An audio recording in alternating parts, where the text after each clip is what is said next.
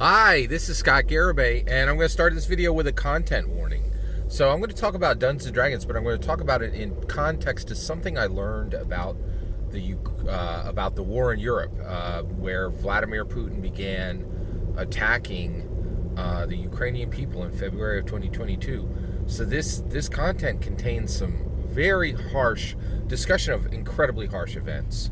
And that's not everybody's jam. Not everybody understands. In my humble opinion, not everybody really understands what Dungeons and Dragons is and why anybody would talk about it in the context of harsh events, right? So I totally get that. So content warning: if you don't like hearing Dungeons and Dragons discussed in context of harsh events, I totally understand that. I even have a suggestion for you. So I've been incredibly blessed to have Hexed Press, a incredibly smart Dungeons and Dragons commentator with a great channel. Link is below. You can go check out his stuff. Watch all his videos. He is very good, and you can pass on this one. So content warning. All right. So today I want to talk about Dungeons and Dragons revealing the shape of the real world, right? And I think when we're dungeon masters, because we're trying to model worlds that feel real, that are real, right? That impact the lives of our player characters in beneficial ways, we actually very much so we proceed carefully, right? And what we want to do is we want to model out the real world, so we need to understand the real world. But sometimes the Dungeons and Dragons can be a mirror, and it flips, and it helps us understand the real world better. So let's look at that. Let's look at understanding the real world better with Dungeons and Dragons. All right, so I'm getting ready for my dungeon mastering at PhilCon starting on November 18th, right? And I'll be at PhilCon, and I'll be running multiple Dungeons and Dragons games there, right? And so I'm crafting my narrative, right? I'm putting together a really cool story arc for the people at for anybody who chooses to play at PhilCon, right? Which is a fantastic science fiction themed convention, which is in Cherry Hill, New Jersey. I understand I have a global audience, and not everybody's going to go, but if you're local, hey, see you there. All right, okay. So I created my narrative, I created my story arc, and then I ran it past one of my companion dungeon masters in Pennsylvania. And I was like, one of the dungeon masters that I've known for well over a decade. And so I ran it by him and said, hey, here's my planned campaign. Here's my story arc. It's a one-shot. It's just a simple one-shot. And I said, so he's like, okay, what's the concept? And I said, so Darksteel is an incredibly powerful Magic the Gathering material, incredibly rare, valuable material that recently has been found in the Forgotten Realms in Faerun. It's growing in the ground in veins near the Neverwinter Woods, right? And he's like, oh, so what does it do? And I said, well, what it does is any weapon it's created with, when a player character attacks another player character or a non-player character, any other character, right? That weapon does not reduce from their hit points; it reduces directly from their Constitution. And when their Constitution is reduced to 0, that character dies with no death save. Incredibly valuable, deadly. It creates the most deadly weapons on Faerun. And he's like, "Oh, wow, yeah, so this is going to be incredibly so." Player characters are going to be looking for it. I'm like, no, actually. So Neverwinter, so scouts from Neverwinter and Waterdeep have been testing this, right? And what I'm going to do is any player character who plays a druid will be able to smell these veins and find them immediately, right? So that will engage them into the story quickly, right? But merchants have been sending scouts out from both Neverwinter and from Waterdeep. And once it's found that this is growing under the ground near Neverwinter Forest, Waterdeep and Neverwinter are going to go to war, right? And so what's going to happen is Daggalt Neverember, Lord Daggalt Neverember, is going to immediately get involved and say, hey, I want to get all this metal for Neverwinter merchants, right? And I don't want Waterdeep to have any, right? And we're going to claim the land, right, that it's growing on, wherever it's found, right?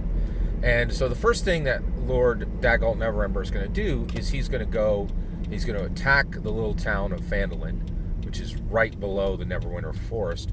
And since that's been used as a mining facility for decades, and probably over a century, he's going to make that into a forward base for his forces. You know, his city forces, essentially his city army. And he's just going to take over Phandalin, and he'll use that as his forward base. And he'll press on, and he will fight any Waterdeep forces that contest his claim for where the Darksteel is growing. And and then also, since he's able to take over Phandalin, he's actually going to press in and begin to take land closer to Waterdeep, just to press them and make sure that they stay back from wherever this is found. And my companion DM said, hey, no, slow your roll there. Lord Neverember wouldn't be able to take Phandalin. I'm like, what are you talking about? Of course, Lord Neverember from Neverwinter would be able to take. He would be able to take Phandalin easily, right? It would take a couple days. And he's like, no, absolutely not. So first of all, Phandalin is a valuable town, and it's valuable to both Waterdeep and to Neverwinter. It serves as a nexus point between the two. There are hundreds, if not well over 1,000 miners who live and operate there, and all the woodcutters in the Neverwinter Forest, probably 1,000 of them easily as well, who are all allied to creatures of the forest, creatures of the earth, creatures of the air, creatures of the water. They're gonna fight for months. And I was like, Phandalin would be able to fight. Little town of Phandalin would be able to fight Neverwinter forces for months. I was like, that's ridiculous. And he's like, do you watch the news? And I was like, my eyes just went, whoa. You're right. Holy cows, right?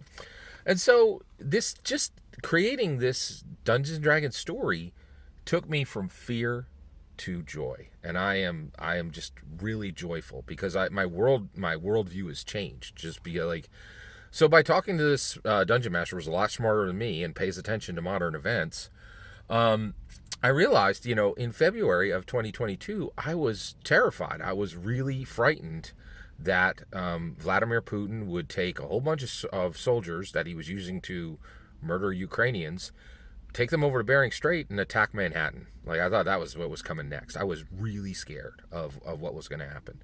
Now I'm incredibly joyful, because I see the future that will be, right? And so rather than this fearful future, I'm now really excited, because I'm very excited to own Russian land, right?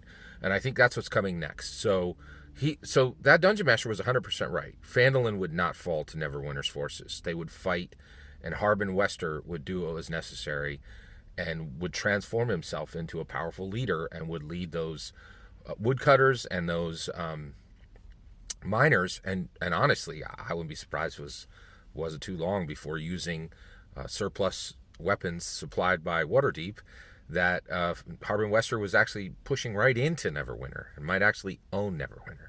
And I think what's going to happen now, I'm really excited, because I think what's going to happen in America now is, I think we're going to elect Ron DeSantis. President Ron DeSantis in 2024. On day one, we'll go and put 700,000 boots on the ground in Russia. We'll search the entirety of Russia, find Brittany Griner in the penal colony that Vladimir Putin will have been keeping her in for 3 years. No doubt subjecting her to unfathomable human cruelty every day. I'm sure it's already happening, I think, right? And once we find Brittany Griner, and we've covered every single mile of Russian ground, we'll just keep it. America will keep all the land of Russia and say, hey, you essentially kidnapped a Russian citizen, and you put her in a penal colony for 3 years, and now we're just going to take all of Russia, and Russia's going to belong to America. That's what's going to happen under President Ronald DeSantis. And I'm thrilled. I want to own a condo in Moscow. That'll be really nice, right?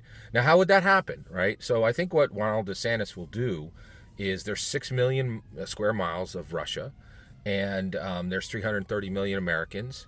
And so he would just give 1 square mile of just cut up all of Russia, right? Give 1 square mile of the 6 million square miles of Russia, and give each mile to a group of 2,000 Americans and say, you own it.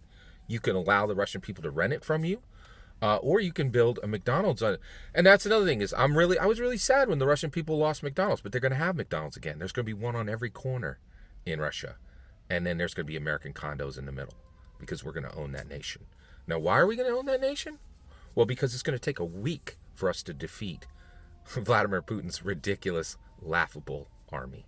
And that's what's really interesting is this companion DM showed me, Dungeon Master showed me, if Neverwinter attacks Phandalin, it is Russia-Ukraine. Ukraine, like Volodymyr Zelensky with a army green t-shirt and surplus American weapons, utterly embarrassed Vladimir Putin. Did you see what happened to Kherson last week? It's pretty interesting.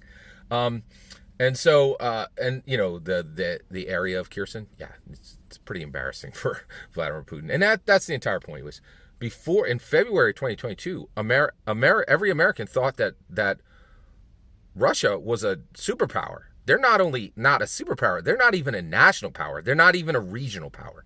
Like, one guy with a green t-shirt and surplus tools from America has embarrassed Vladimir Putin and defeated him for 9 months straight, right? That means that taking Russia, because of the indignities that America has been taken, Brittany Griner, also him making, literally saying grain can't be shipped to your country, America, we're going to starve you out. That's enough, right? That's enough to say, okay, we see you, Vladimir Putin. You have declared a war on America. Here you go. Here's your war, right? It'll start day one that President Ron DeSantis comes in, and what'll happen is it'll just take a week. We'll defeat all of Russia, and all Russian land will belong to America. And Ron DeSantis will carve up the entire nation and say, every group of 2,000 Americans, you own 1 square mile of Russia. You can, go into corporate contracts to see if you want to sell your part back, if you want to allow the Russian people to rent the land from you. And also you can set up a McDonald's on every corner and put American condos in the middle, right? And so this thing that was frightening is now just a joyful event that's coming, right? I'm very excited to own every single inch of Russia. And the reason why is Russia is not a superpower. They're not even a national power. They're not even a regional power. And taking over all of Russia will be 1 week's work for President Ronald DeSantis. People talk about the first 100 days. I'm excited for the first 7 days because we're going to have more land than we ever got before. It's going to be fantastic. All that's my humble opinion. I'm eager to hear yours. When you, Dungeon Master, pay close attention to the mirror turning and showing you the real shape of the world. Not fear, but hope. Not fear, but joy. All that's my humble opinion. I'm eager to hear yours. Let me know in the comments below. Please consider liking and subscribing and have a wonderful morning.